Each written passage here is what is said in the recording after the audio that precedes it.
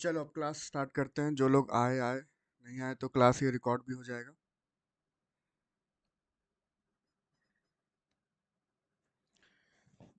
चलिए। तो ये जो क्लास है ये है, हाँ ठीक है, आवाज़ आ रहा है ना? सही है। तो ये जो क्लास है ये है क्लास 11 के लिए भी ये काम आएगा और क्लास 12 के लिए भी काम आएगा। ये माइक्रो इकोनॉमिक्स का चैप्टर 2 का क्लास है। ठीक है, माइक्रो इकोनॉमिक्स का चैप्टर 2 का क्लास है। जैसा कि माइक्रो इकोनॉमिक्स का चैप्टर 2 का नाम क्या है? माइक्रो इकोनॉमिक्स का चैप्टर 2 का नाम है economy and it's central problem, अर्थव्यवस्था एवं उसकी केंद्रीय समस्याएं। ठीक है, हाँ सही है। ठीक है, तो ये चैप्टर जो है ये क्लास 11 और क्लास 12 दोनों के लिए इम्पोर्टेंट है। कैसे क्लास 11 और क्लास 12 दोनों के लिए इम्पोर्टेंट है, हम लोग इस पे ध्यान देते हैं। देखिए, क्लास 11 जो सीबीएसई वाले बच्चे हैं, ठीक है, ये उन लोग के लिए इम्पोर्टेंट है। और क्लास 12 जो जैक वाले बच्चे हैं, ये उनके लिए इम्पोर्टेंट है। ठीक है, चलिए अब चैप्टर को हम लोग डिस्कस करते हैं, समझते हैं कि हमारा चैप्टर में क्या है चीज़ें। तो टॉपिक का नाम है इकोनॉमी। चैप्टर का नाम क्या है? Economy and it's central problem, अर्थव्यवस्था एवं उसकी केंद्रीय समस्याएं। तो इसमें जो सबसे पहला वर्ड है यहाँ पर इकोनॉमी, हम लोग इसको समझते हैं। आप लोग न्यूज़ में बहुत बार सुने होंगे इकोनॉमी के बारे में, है ना? तो इकोनॉमी क्या होता है? इकोनॉमिक्स का एक टॉपिक है इकोनॉमी। ठीक है, इकोनॉमिक्स का एक टॉपिक है इकोनॉमी। इकोनॉमी क्या होता है? इकोनॉमी एक्चुअली एक ऐसा क्षेत्र होता है, इकोनॉमी एक ऐसा एरिया होता है, ठीक है, एक ऐसा एरिया होता है जहां पर कोई लोग जो है वो अपना लिवलीहुड को अर्न करते हैं, मतलब पैसा कमाते हैं। अपना रोजमर्रा का जिंदगी को जीने के लिए वो पैसा कमाते हैं, वो काम करते हैं। उस एरिया, उस क्षेत्र को ना इकोनॉमी कहा जाता है। ठीक है, तो ये तो हो गया आसान भाषा में इकोनॉमिक्स का मतलब। अब हम लोग यहाँ पर इकोनॉमी का डेफिनेशन देख लेते हैं। ठीक है, देखिए क्या लिखा हुआ है कि an economy is a system. Economy क्या है? एक ऐसा सिस्टम है in which people earn their livelihood, जहाँ पर लोग जो है वो अपना लिवलीहुड को कमाते हैं। ठीक है, लिवलीहुड का मतलब क्या होता है? ठीक है, लिवलीहुड को हिंदी में कहते हैं आजीविका। लिवलीहुड का मतलब होता है, सिंपल सा भाषा में कहें तो, रोटी कपड़ा मकान। ठीक है, एक इंसान को जीने के लिए क्या चाहिए? रोटी कपड़ा मकान चाहिए। ठीक है, अब इसमें दो चीज और ऐड हो चुका है। ठीक है, क्या? शिक्षा और स्वास्थ्य। शिक्षा और स्वास्थ्य। ठीक है, bread, clothes, home, house, education and health. ये पांच चीजें को मिलाकर के कहा जाता है लिवलीहुड, आजीविका। तो अगर कोई इंसान को ये पांचों चीजें मिल रही है तो हम ये कह सकते हैं कि वो इंसान इकोनॉमी के अंदर है। ठीक है, तो N economy is a system in which people earn their livelihood and satisfy their wants, है ना? और वो अपना जरूरतों को पूरा कर रहे हैं काम करके। ठीक है, जैसे यहाँ पर एक लेडी है, ये काम कर रही है, बहुत खुश हो गई है। क्यों? क्योंकि अपना ये वांट्स को सेटिस्फाई कर पा रही है ना? ये लिवलीहुड को जी रही है। तो इसी को अपन कहते हैं इकोनॉमी। ठीक है, अब आगे बढ़ते हैं हम लोग। चलिए आगे बढ़ते हैं, अब हम लोग देखते हैं आगे। इकोनॉमी कितने टाइप्स के होते हैं, है ना? तो हम लोग उस पर बात करते हैं थोड़ा। तो there are three types of economics. Economic तीन प्रकार के होते हैं। पहला है कैपिटलिस्ट इकोनॉमी, दूसरा सोशलिस्ट इकोनॉमी, तीसरा मिक्स इकोनॉमी। कैपिटलिस्ट को हिंदी में पूंजीवादी कहते हैं, सोशलिस्ट को समाजवादी कहते हैं, और मिक्स को मिश्रित अर्थव्यवस्था कहते हैं। ठीक है, तो देख लेते हैं हम लोग कैपिटलिस्ट, सोशलिस्ट और मिक्स इकोनॉमी क्या होता है। देखिए अभी हम क्या बोले, इकोनॉमी का मतलब क्या होता है? इकोनॉमी एक एरिया, एक क्षेत्र, इसको इकोनॉमी कहा जाता है। ठीक है, तो ऐसा ऐसा एरिया जहां पर राज पैसे वालों का हो, मतलब उनका राज हो, जिनके पास कैपिटल हो, जिनके पास पूंजी हो, वैसा इकोनॉमी को बोलते हैं कैपिटलिस्ट इकोनॉमी। ठीक है, वैसा एरिया जहां पर सारा डिसीजंस, ठीक है, सारा डिसीजंस वो लें जिनके पास पैसा है, जिन्होंने अपना पैसा लगाया है, समझ रहे हो ना? उसे कहते हैं हम लोग कैपिटलिस्ट इकोनॉमी। कैपिटलिस्ट इकोनॉमी का बहुत ही अच्छा एग्जांपल है अमेरिका। अमेरिका जो कंट्री है ये कैपिटलिस्ट इकोनॉमी पर बेस्ड है, क्योंकि आप देखते होंगे कि अमेरिका में बहुत ज़्यादा, दुनिया का सबसे अमीर देश भी अमेरिका ही तो है। ठीक है, अमेरिका जो है ये बहुत ज़्यादा मतलब कैपिटल बेस्ड कंट्री है, यहाँ पर बहुत ज़्यादा कैपिटलिज्म है, ठीक है। सोशलिस्ट इकोनॉमी क्या होता है? तो socialist economy is that type of economics where all decisions are taken by government, ठीक है, जहाँ पर सारे डिसीजंस कौन लेती हैं? सरकारें लेती हैं, है ना, कि कब क्या काम करना है, नहीं करना है, पैसे को कैसे खर्च करना है, ये सारा डिसीजन गवर्नमेंट लेती है, ठीक है। इसका एग्जाम्पल का अगर हम बात करें तो इसका एग्जाम्पल है हमारा चाइना, ठीक है। चाइना जो है ये एक सोशलिस्ट इकोनॉमी है, यहाँ पर सारा डिसीजन गवर्नमेंट लेती है, ठीक है। उसके बाद थर्ड हम है हमारा मिक्स इकोनॉमी, मिश्रित अर्थव्यवस्था। तो मिक्स इकोनॉमी एक ऐसा इकोनॉमी है जहाँ पर कैपिटलिस्ट भी होता है और सोशलिस्ट भी होता है, इसलिए दोनों को मिला करके क्या कहा गया? मिक्स इकोनॉमी कहा गया। और मिक्स इकोनॉमी का बहुत ही खूबसूरत एग्जाम्पल है हमारा इंडिया, ठीक है। हमारा जो इंडिया है ये मिक्स इकोनॉमी को फॉलो करता है, मिश्रित अर्थव्यवस्था को फॉलो करता है। यहाँ पर पूंजीवाद भी है, यहाँ पर समाजवाद भी है, ठीक है। यहाँ पर कैपिटलिस्ट इकोनॉमी भी है, सोशलिस्ट इकोनॉमी भी है। मतलब कि यहाँ पर इंडिया में, ठीक है, जिनके पास पैसा है, जिनके पास कैपिटल है, उनका भी बात चलेगा और गवर्नमेंट का भी बात चलेगा, दोनों को इक्वली मेंटेन करके यहाँ पर चला जाता है, ठीक है। तो ये हमारा इकोनॉमी का थ्री टाइप्स हो गया, है ना, capitalist economy, socialist economy and mix economy. आप अगर नोट्स के लिए हैं यहाँ पे तो आप स्क्रीनशॉट ले सकते हैं क्लास का। आगे बढ़ते हैं। अब हम लोग बात करते हैं कैपिटलिस्ट इकोनॉमी क्या होता है, ठीक है।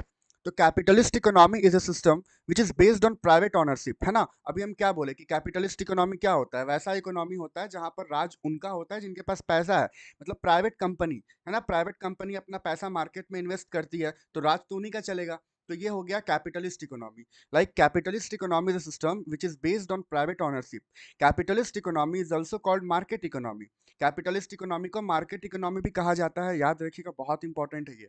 अब फीचर्स क्या होता है कैपिटलिस्ट इकोनॉमी का? ठीक है, पहला फीचर्स ये होता है कि यहाँ पर जो प्रॉपर्टी होती है वो प्राइवेट होती है, मतलब कि सभी का प्रॉपर्टी प्राइवेट होता है, खुद का होता है, यहाँ पे सरकार का किसी भी प्रकार का अधिकार या हक नहीं होता है, ठीक है।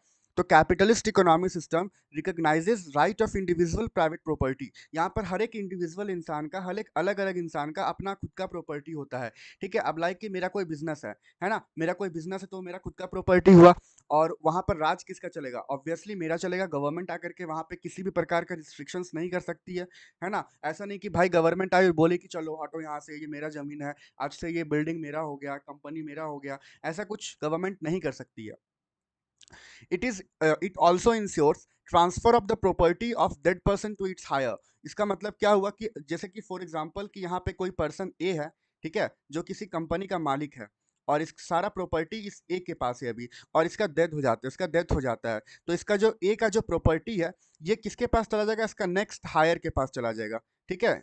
इसका नेक्स्ट हायर के पास इसका प्रॉपर्टी चला जाएगा, आप समझ रहे होंगे, ठीक है। ऐसा नहीं है ना कि इसका प्रॉपर्टी इसके मरने के बाद गवर्नमेंट हथिया लेगी, बोलेगी नहीं अब ये प्रॉपर्टी मेरा हो गया, ऐसा तो नहीं होगा, ठीक है। तो इसके डेथ होने के बाद प्रॉपर्टी जो है इसका नेक्स्ट हायर के पास पहुंच जाएगा, ठीक है। ये होता है कैपिटलिस्ट इकोनॉमी का पहला feature, private property. Second features की तरफ बढ़ते हैं, इकोनॉमिक फ्रीडम। इकोनॉमिक फ्रीडम मतलब, इकोनॉमिक का मतलब क्या हो गया? आर्थिक, और फ्रीडम का मतलब क्या हो गया? ऑब्वियसली आज़ादी।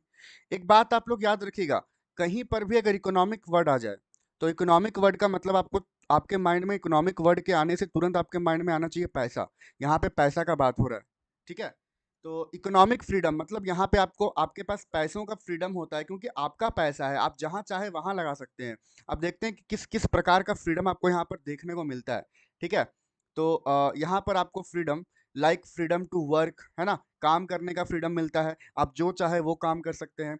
फ्रीडम टू चॉइस, चुनने का मौका मिलता है आपको, आप जिस चीज़ पर पैसा इन्वेस्ट करना चाहे उस चीज़ पर आप पैसा इन्वेस्ट कर सकते हैं। फ्रीडम ऑफ कंजम्पशन, आपको जो कंज्यूम करना है आप वो कंज्यूम कर सकते हैं। फ्रीडम ऑफ सेविंग, जितना पैसा बचाना है उतना पैसा बचा सकते हैं। एंड इन्वेस्टमेंट एंड और भी बहुत कुछ है यहाँ पर, तो इसको यहाँ पर ईटी से लगाना सही रहेगा, ठीक है। और भी बहुत प्रकार का फ्रीडम्स आपको यहाँ पे देखने को मिलता है, बट इतना फ्रीडम हम लोगों ने डिस्कस किया काफ़ी है। तो कैपिटलिस्ट इकोनॉमी क्या होता है ये थोड़ा मोड़ा क्लियर हो गया आप लोगों को, और इसका ये दोनों फीचर्स क्लियर हो गया, प्राइवेट प्रॉपर्टी और इकोनॉमिक फ्रीडम। तो हम लोग आगे बढ़ेंगे, अगर क्लियर हो गया है तो आप कमेंट कर देंगे।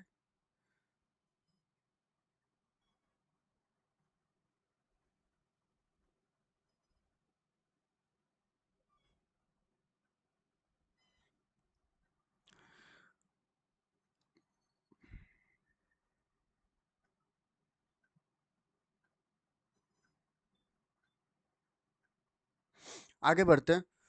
तो कैपिटलिस्ट इकोनॉमी का दो फीचर्स हम लोगों ने पढ़ लिया, अब देखते हैं कैपिटलिस्ट इकोनॉमी का तीसरा फीचर्स। तीसरा फीचर्स है कैपिटलिस्ट इकोनॉमी का laissez faire and trade policy. ठीक है, laissez faire and trade policy ये क्या होता है? बहुत ही इंपॉर्टेंट पॉलिसी है। ये जो लेजेस फेयर और ट्रेड पॉलिसी है, ये हमारा एडम स्मिथ, तो जान ही रहे हैं सब कोई एडम स्मिथ का नाम।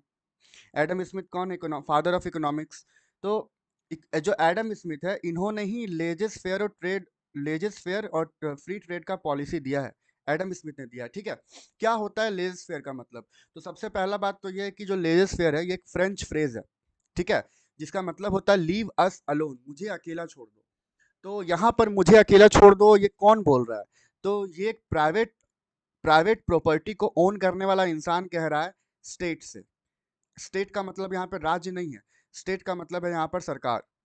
ठीक है, तो मतलब कि देखिए, ये एक प्राइवेट प्रॉपर्टी ओन करने वाला इंसान है जिसके पास खुद का संपत्ति है, तो इसका पैसा भी खुद का है। तो ये सरकार को कह रहा है कि मुझे अकेला छोड़ दो। ऐसा नहीं है कि पैसा मेरा है तो सरकार जो बोलेगी हम वही करेंगे, सरकार जिस चीज़ का बिजनेस करने बोलेगी हम उसी चीज़ का बिजनेस करेंगे, ऐसा नहीं है। ठीक है, तो इसीलिए हमारा जो कैपिटलिस्ट इकोनॉमी है इसमें ये फ्रेज बहुत ही फेमस है, laissez faire and trade policy. It means there is no interference of state. यहाँ पर सरकार का किसी भी प्रकार का इंटरफेरेंस नहीं होता है। ठीक है, आते हैं फोर्थ नंबर पे। ये जो फोर्थ नंबर कंपटीशन है हमारा, ये बहुत ही इंपॉर्टेंट है। ठीक है, कैपिटलिस्ट इकोनॉमी का बहुत ही इंपॉर्टेंट हिस्सा है कंपटीशन। कैपिटलिस्ट इकोनॉमी में कंपटीशन होता है। It is an essential features of market economy. अब यहाँ पे मार्केट इकोनॉमी क्यों लिखा हुआ? अभी बताए ना कि कैपिटलिस्ट इकोनॉमी को मार्केट इकोनॉमी भी कहते हैं, इसीलिए। तो मार्केट इकोनॉमी का एक बहुत ही एसेंशियल फीचर है कंपटीशन। ठीक है, और concept of demand and supply appears due to competition. Competition अगर होगा ही नहीं तो डिमांड और सप्लाई कहाँ से होगा? जैसे कि फॉर एग्जांपल मान लीजिए कि कोई एक ऐसा इंसान है जो कि जिसका कपड़ा का मिल है। ठीक है, मतलब उसके फैक्ट्री में क्लोथ्स बनते हैं। ठीक है, क्लोथ्स बनते हैं। अब यहाँ पे और भी सारे फैक्ट्रीज है जहाँ पे क्लोथ्स बनते हैं। ठीक है, तो ये फैक्ट्रीज क्या कर रही हैं? सप्लाई कर रही हैं, क्लोथ्स का सप्लाई कर रही हैं। और कस्टमर्स हैं जो कि क्लोथ्स खरीदते हैं, तो ये क्या कर रहे हैं? क्लोथ्स का डिमांड कर रहे हैं। तो ये जो डिमांड और सप्लाई का कंसेप्ट है, ये इकोनॉमिक्स में तो बहुत इंपॉर्टेंट है। इकोनॉमिक्स अधूरा है डिमांड और सप्लाई के बिना। ठीक है, पूरा का पूरा इकोनॉमिक्स में डिमांड और सप्लाई को ही समझना होता है। Demand and supply is the basis of economics. ठीक है, तो ये जो डिमांड और सप्लाई है इसका जन्म ही कंपटीशन से होता है। ठीक है, तो दैट्स वाई कि हमारा जो कैपिटलिस्ट इकोनॉमी है उसमें कंपटीशन बहुत इंपॉर्टेंट है। अगला आते हैं, तो अगला पॉइंट है हमारा प्राइस मैकेनिज्म, कीमत यंत्र। ठीक है, कि कैपिटलिस्ट इकोनॉमी में जो प्राइस है वो कैसे डिटरमाइंड होता है, कैसे कीमत को सेट किया जाता है। अभी हम क्या बोले कि लाइक कि मेरा एक फैक्ट्री है, मेरा एक फर्म है जहाँ पर क्लोथ्स बनता है, जहाँ पर कपड़े बनते हैं। ठीक है, तो अब इस कपड़ा का कितना कीमत होगा, कितना कीमत में इसको हम बेचेंगे। ठीक है, ये कैसे सेट किया जाएगा? तो देख लेते हैं कैपिटलिस्ट इकोनॉमी के अंदर। तो in capitalist economy prices are determined by automatic adjustment of price mechanism. Price mechanism के द्वारा होता है। क्या होता है प्राइस मैकेनिज्म? तो प्राइस मैकेनिज्म का मतलब होता है डिमांड और सप्लाई। ठीक है, प्राइस मैकेनिज्म दो चीज से मिलकर बना है, डिमांड और सप्लाई के बेसिस पे बना है। तो price in market is determined where demand and supply becomes equal. बहुत ही खूबसूरत बात लिखा हुआ है कि जहां पर जिस पॉइंट में डिमांड और सप्लाई दोनों बराबर हो जाएगा, उसी पॉइंट पर प्राइस को सेट किया जाएगा। ठीक है, ये बात अभी आपको समझ में आएगा तो ठीक है, वरना अभी हम आपको समझाते हैं यहाँ पे। जैसे कि अभी हम क्या बोले कि डिमांड एंड सप्लाई। ठीक है, डिमांड और सप्लाई ये दोनों के मदद से इकोनॉमी के अंदर, कैपिटलिस्ट इकोनॉमी के अंदर प्राइसेस को सेट किया जाता है।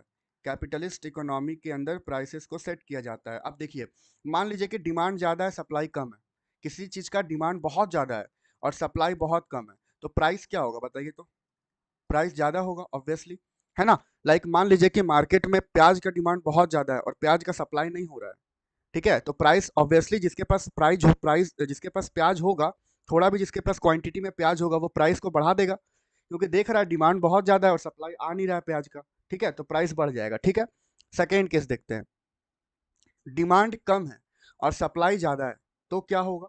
ठीक है, सप्लाई बहुत ज़्यादा है, प्याज बहुत ज़्यादा पड़ा हुआ है मार्केट में, बट ज़्यादा प्याज का डिमांड नहीं है उतना। तो जो जो दुकानदार है उसके पास प्याज खराब ना हो जाए इसके लिए वो प्राइस क्या कर देगा? कम कर देगा। ताकि कस्टमर्स आके खरीदें प्याज को।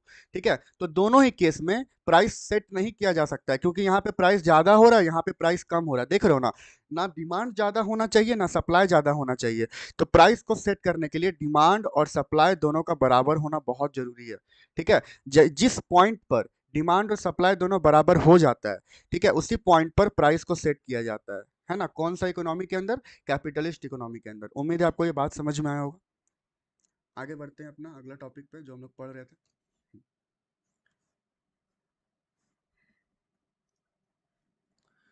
तो ये प्राइस मैकेनिज्म था, ये हमारा पांचवा और बहुत ही इंपॉर्टेंट फीचर्स था कैपिटलिस्ट इकोनॉमी का। तो कैपिटलिस्ट इकोनॉमी उम्मीद करते हैं कि आपको समझ में आया होगा। अब हम लोग समझते हैं सोशलिस्ट इकोनॉमी। ठीक है, सोशलिस्ट इकोनॉमी को क्या बोलते हैं? तो सोशलिस्ट इकोनॉमी को हिंदी में कहते हैं समाजवादी अर्थव्यवस्था।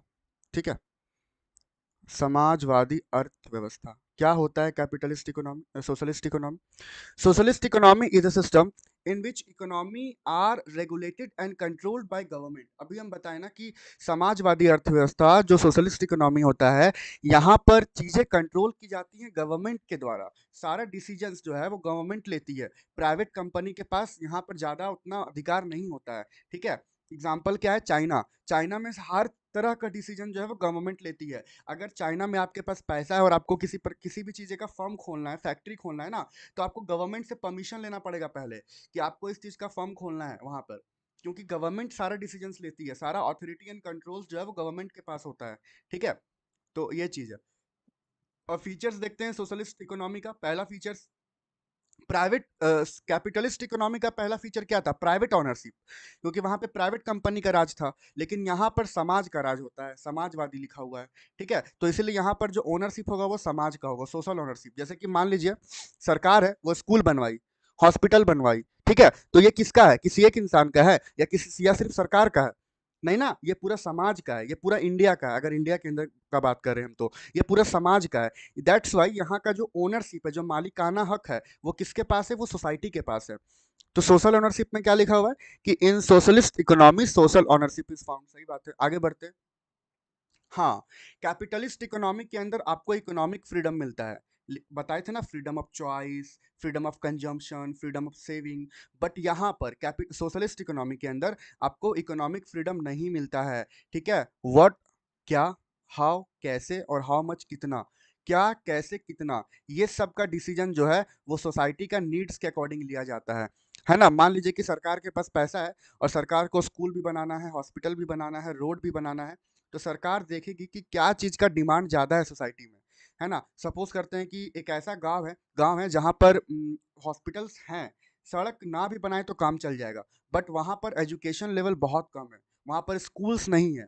ठीक है, तो वहाँ पर क्या इंपॉर्टेंट है? स्कूल बनाना ज़्यादा इंपॉर्टेंट है, तो गवर्नमेंट ऐसे डिसीजंस को यहाँ पर लेती है। तो जो डिसीजन है वो गवर्नमेंट लेती है, इसलिए यहाँ पर आपको इकोनॉमिक फ्रीडम नहीं देखने को मिलता है। क्या कैसे और कितना, ये सारा डिसीजन जो है वो सोसाइटी के नीड के अकॉर्डिंग लिया जाता है। ठीक है, third, passive role of price mechanism. जैसा कि हम लोग देखे थे कि कैपिटलिस्ट इकोनॉमी के अंदर प्राइस को सेट किया जाता है डिमांड और सप्लाई के द्वारा, लेकिन यहाँ पर डिमांड और सप्लाई का पेसिव रोल है, बहुत ही थोड़ा सा रोल है। यहाँ पर जो चीज़ें हैं वो गवर्नमेंट के द्वारा कंट्रोल की जाती है ना। In socialist economy price is taken by government, यहाँ पर कीमत जो है वो गवर्नमेंट सेट करती है, प्राइस जो है वो गवर्नमेंट तय करती है। Absence of competition, socialist economy के अंदर कंपटीशन नहीं होता है ना। यहाँ पर कंपटीशन नहीं होता। अब सरकारी स्कूल बना रही है, उसमें क्या कंपटीशन होगा?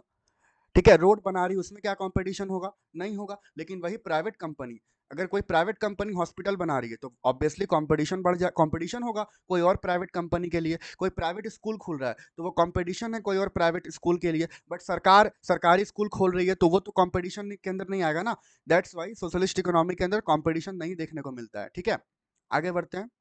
उसके बाद हमारा सोशलिस्ट इकोनॉमी के बाद अगला इकोनॉमी क्या है? मिक्स इकोनॉमी, जिसमें हमारा खूबसूरत इंडिया आता है। ठीक है, जहाँ पर कैपिटलिस्ट भी है और सोशलिस्ट भी है। तो मिक्स इकोनॉमी क्या होता है? Mix economy is a system in which both private and social ownership is found, जहाँ पर प्राइवेट ऑनरशिप और सोशल ऑनरशिप दोनों होता है ना। प्राइवेट कंपनी का भी अधिकार होता है और सरकारी कंपनी का भी अधिकार होता है यहाँ पर। ठीक है, क्या लिखा हुआ? को existence of private and public ownership. ठीक है, प्राइवेट एग्जाम्पल देते हैं। यहाँ पर राशन जो है, आपको राशन कार्ड के थ्रू फ्री में भी मिल जाएगा, और राशन दुकान में आप पैसा लगा के भी खरीदेंगे। तो राशन कार्ड में जो आपको राशन मिल रहा है वो क्या है? सोशलिस्ट इकोनॉमी है। और जो दुकान में आप जाके राशन खरीद रहे हैं वो क्या है, वो कैपिटलिस्ट इकोनॉमी है, वो कैपिटलिस्ट इकोनॉमी के अंदर आ रहा है। तो दोनों हमारा इंडिया में किस कर रहा है ना, हॉस्पिटल, सरकारी हॉस्पिटल भी है, प्राइवेट भी है, स्कूल सरकारी भी है, प्राइवेट भी है ना। तो हमारा इंडिया के अंदर मिक्स इकोनॉमी पाया जाता है, जहां पर प्राइवेट ऑनरशिप भी है और पब्लिक ऑनरशिप भी है, ठीक है। उसके बाद कैपिटलिस्ट इकोनॉमी के अंदर इकोनॉमिक फ्रीडम होता है, सोशलिस्ट के अंदर इकोनॉमिक फ्रीडम नहीं होता है, लेकिन मिक्स के अंदर होता भी है और नहीं भी होता है, क्योंकि दोनों होता है ना इसमें। इसीलिए इसमें होता है कंट्रोल्ड इकोनॉमिक फ्रीडम। मतलब जो इकोनॉमिक फ्रीडम है ये सरकार कंट्रोल करके रखती है ना। अगर कोई कंपनी ज्यादा प्रॉफिट कमा रही है तो गवर्नमेंट उसे टैक्स लेती है, और वो टैक्स से गरीबों गरीबों के लिए वो स्कूल्स, हॉस्पिटल्स, रोड्स, गरीबों के लिए क्या मतलब सब लोगों के लिए स्कूल्स, हॉस्पिटल्स, रोड्स वगैरह बनाती है। तो यहाँ पर जो इकोनॉमिक फ्रीडम है वो कंट्रोल्ड होता है। आगे बढ़ते हैं। Prices are determined by both market forces and government. हम लोग देखे थे कि कैपिटलिस्ट इकोनॉमी के अंदर प्राइस जो है वो डिमांड और सप्लाई के द्वारा तय किया जाता है ना, ये कैपिटलिस्ट इकोनॉमी का बात हो रहा है।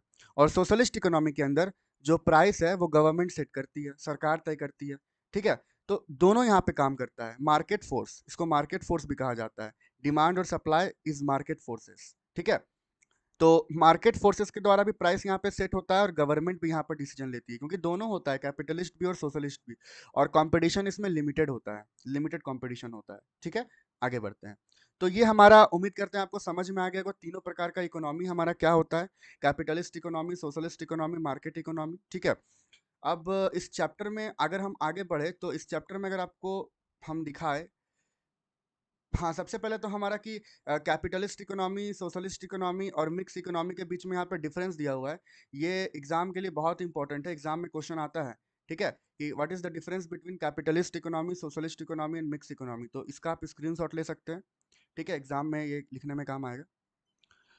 अ, हम मूव करते हैं चैप्टर की तरफ। अगर आपको हम चैप्टर का नाम दिखाएं तो चैप्टर में सबसे पहले हमको पढ़ना था इकोनॉमी। तो इकोनॉमी को तो डिस्कस कर लिए हम लोग, इकोनॉमी के टाइप्स भी पढ़ लिए। अब हमको चैप्टर में पढ़ना है सेंट्रल प्रॉब्लम, इकोनॉमी का सेंट्रल प्रॉब्लम। लेकिन सेंट्रल प्रॉब्लम पढ़ने से पहले हम लोग पढ़ेंगे इकोनॉमिक प्रॉब्लम, ठीक है, ध्यान से समझिए क्या बोल रहे हैं। सेंट्रल प्रॉब्लम को पढ़ने से पहले हम लोग समझेंगे कि इकोनॉमिक प्रॉब्लम क्या होता है, क्योंकि इकोनॉमिक प्रॉब्लम को समझेंगे तभी आपको सेंट्रल प्रॉब्लम समझ में आएगा, ठीक है। तो अभी हम जो समझाने वाले हैं प्रॉब्लम, वो सेंट्रल प्रॉब्लम नहीं है, वो इकोनॉमिक प्रॉब्लम है, ठीक है। तो देखते हैं इकोनॉमिक प्रॉब्लम क्या होता है। हाँ, तो देखते हैं, ये एग्जाम्पल के थ्रू हम यहाँ पे समझा सकते हैं इकोनॉमिक प्रॉब्लम को। जैसे कि मान लीजिए कि यहाँ पर एक लेडी है, ठीक है, ये लेडी है और इस लेडी के पास पैसा है, सपोज करते हैं इस लेडी के पास जो मनी है, जो पैसा है, ये है इसके पास 30,000 है, मान लेते हैं, ठीक है, 30,000 रुपये है। और ये जो सैंडल है, ये सैंडल का प्राइस है 8,000, 8,000 रुपये, ठीक है। ये जो घड़ी है, इस घड़ी का प्राइस है 22,000, 22,000 रुपया, ठीक है। बस सस्ता नहीं है, मतलब थोड़ा सा महंगा है इसीलिए। और ये जो यहाँ पे आप पीसी देख रहे हैं, ये पीसी का प्राइस है, मान लेते हैं इस पीसी का प्राइस है 30,000 रुपया, ठीक है।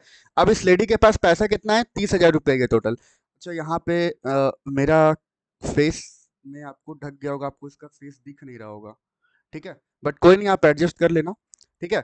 तो यहाँ पे ये जो लेडीज है इसके पास तीन ऑप्शंस है ना। पहला कि ये सैंडल खरीद सकती है, या तो ये घड़ी खरीद सकती है, या तो ये कंप्यूटर खरीद सकती है। इसके पास पैसा कितना है, इसके पास पैसा 30,000 ही है। तो ये तीनों तो नहीं खरीद सकती ना, मेरा बात समझ रहे हो, कि आपके पास 30,000 रुपया है और आपको सैंडल भी खरीदना है जिसका प्राइस 8,000 है, आपको घड़ी भी खरीदना है जिसका प्राइस 22,000 है, और आपको कंप्यूटर भी खरीदना है जिसका प्राइस 30,000 है। तो अभी आप ये तीनों तो नहीं खरीद सकते हैं ना, तो आपको क्या करना पड़ेगा, आपको चॉइस करना पड़ेगा, आपको चुनना पड़ेगा कि आपके लिए अभी क्या जरूरी है खरीदना, तो आप वही खरीदोगे। आपके पास 30,000 रुपया अमाउंट है, ठीक है, और इस 30,000 से आप सैंडल खरीद सकते हो, घड़ी खरीद सकते हो, कंप्यूटर खरीद सकते हो। अब आप देख रहे हो कि आपको सबसे ज्यादा जरूरी अभी कंप्यूटर खरीदना है, ठीक है। तो आपने डिसाइड किया, आपको चुनना पड़ा ना, आपने चॉइस किया कि आपको क्या खरीदना है, कंप्यूटर खरीदना है, ठीक है। तो इसी को कहा जाता है इकोनॉमिक प्रॉब्लम। देखो, economic problem is a problem of choice, कि इंसान को हर समय चुनना पड़ता है, ठीक है। कोई भी कितना भी अमीर इंसान क्यों ना हो, उसको चुनना पड़ेगा, ठीक है। हर एक इंसान को चॉइस करना पड़ता है, हर हर दिन, हर पल आप चुनते हो, कुछ ना कुछ चॉइस करते हो अपना लाइफ में, ठीक है। तो this the problem of choice, ठीक है, the problem of choice is the economic problem. Economic problem is a problem of choice. अब हम इंसान को चुनना क्यों पड़ता है? देखो, ह्यूमन वांट्स आर अनलिमिटेड। इंसान का जो इच्छा है वो क्या है? असीमित है। और जो रिसोर्सेस है वो क्या लिमिटेड है। देखो पैसा, इस लेडीज के पास पैसा क्या था? 30,000। ये पैसा लिमिटेड है, पैसा लिमिटेड है। बट ये जो वांट्स है कि आपको लैपटॉप भी खरीदना है, सैंडल भी खरीदना है, वॉच भी खरीदना है, ये वांट्स है जो कि अनलिमिटेड है। इंसान का इच्छा तो बहुत होता है, लेकिन पैसा इंसान के पास तो कम होता है, ठीक है। इसका मतलब ये है कि इंसान का वांट्स बहुत ज़्यादा होता है और रिसोर्सेस लिमिटेड होता है। इसीलिए इंसान को हर समय चॉइस करना पड़ता है, चुनना पड़ता है, and this problem is called economic problem, ठीक है। To fulfil unlimited wants with limited resources, इस लिमिटेड रिसोर्सेस से अपना अनलिमिटेड वांट्स को फुलफिल करने के लिए आपके पास एक प्रॉब्लम आता है, उसी प्रॉब्लम को कहा जाता है इकोनॉमिक प्रॉब्लम, ठीक है। उम्मीद करते हैं आपको समझ में आया होगा। अब अगला टॉपिक है हमारा कि इकोनॉमिक प्रॉब्लम अराइज क्यों होता है। वाई इकोनॉमिक प्रॉब्लम अराइज, है ना। इंसान को हर समय चॉइस क्यों करना पड़ता है, चुनना क्यों पड़ता है, क्या रीजन है इसका, ठीक है। तो देख लेते हैं। देखिए, ह्यूमन वांट्स आर अनलिमिटेड। इंसान का इच्छा असीमित होता है ना। तो पहला रीजन तो यही है कि इंसान का इच्छा असीमित होता है, इसलिए इंसान को चुनना पड़ता है ना। इसीलिए इंसान के पास इकोनॉमिक प्रॉब्लम अराइज होता है। दूसरा, difference in intensity of wants, मतलब कि अलग अलग वांट्स का इंटेंसिटी अलग अलग होता है। आपके पास बहुत सारा ऑप्शन था। अभी देखिए, आपके पास एक ऑप्शन था कि आप सैंडल खरीद ले, सेकंड ऑप्शन था आपके पास कि आप वॉच खरीद ले, थर्ड ऑप्शन था आपके पास कि आप पीसी खरीद ले। आपने चुना क्या? पीसी। आपने पीसी क्यों चुना? क्योंकि पीसी का इंटेंसिटी ज्यादा है। आपको पीसी का जरूरत अभी बहुत ज्यादा है। आप अपना इंटेंसिटी को देखते हुए चॉइस करते हो ना, दैट्स वाई। तो इसीलिए प्रॉब्लम, इकोनॉमिक प्रॉब्लम इसलिए भी अराइज होता है क्योंकि अलग अलग गुड्स का अलग अलग इंटेंसिटी होता है, अलग अलग गुड्स का अलग अलग यूजेस होती हैं। उसके बाद रिसोर्सेस लिमिटेड है आपके पास, साधन आपके पास कम है, पैसा आपके पास लिमिटेड है ना। इसका मतलब ये हुआ, है ना, दैट इज कि डिमांड ऑफ रिसोर्सेस, रिसोर्स का डिमांड बहुत ज़्यादा है, पैसा सबको चाहिए, पैसा का डिमांड बहुत ज़्यादा है, लेकिन पैसा है नहीं सबके पास। Supply of resources is less, है ना। देखिए, लेस देन का साइन किधर है? सप्लाई ऑफ रिसोर्सेस की तरफ, और ग्रेटर देन का साइन है डिमांड की तरफ। इसको ऐसे भी समझाया जा सकता है कि इंसान का वांट्स ज़्यादा है और रिसोर्सेस कम है। इंसान का इच्छा बहुत ज़्यादा है और रिसोर्सेस बहुत कम है, ठीक है। सेकेंड पॉइंट है यहाँ पर अल्टरनेटिव यूजेस ऑफ रिसोर्सेज। देखो, एक तो गरीब है, ऊपर से आटा भी गीला है। क्या मतलब हुआ? मतलब एक तो हम पहले से कह रहे हैं कि मेरे पास रिसोर्सेस लिमिटेड है, पैसा मेरे पास कम है, ऊपर से जो पैसा है इसका भी अलग अलग इस्तेमाल है। मान लेते हैं कि मेरा सैलरी है 40,000 रुपया, ठीक है। तो 40,000 रुपया कोई अनलिमिटेड अमाउंट तो नहीं है, ये तो लिमिटेड अमाउंट है। और ऊपर से ये 40,000 रुपये का अलग अलग इस्तेमाल भी है। हमको रूम रेंट देना है, हमको अपना रिचार्ज करवाना है फ़ोन का, हमको राशन खरीदना है, हमको लोन भरना है, समझ रहे हो ना। तो इसीलिए रिसोर्स तो एक तो कम है ही, ऊपर से रिसोर्सेज का अल्टरनेटिव यूज़ भी है ना। और लास्ट जो इकोनॉमिक प्रॉब्लम है अपना, वो है प्रॉब्लम ऑफ चॉइस, वही कि इंसान को हर समय चुनना पड़ता है। तो this is the reason of economic problem, ठीक है। ये हमारा economy and it's central problem chapter का पहला लेक्चर था। उम्मीद करते हैं कि आपको समझ में आया होगा, ठीक है। अब इसके आगे का जो टॉपिक है हमारा सेंट्रल प्रॉब्लम, वो हम लोग अगला क्लास में देखेंगे। आज के लिए इतना ही। अगर आपको वीडियो अच्छा लगा हो, मेरा मेहनत अच्छा लगा हो, तो आप लाइक जरूर कर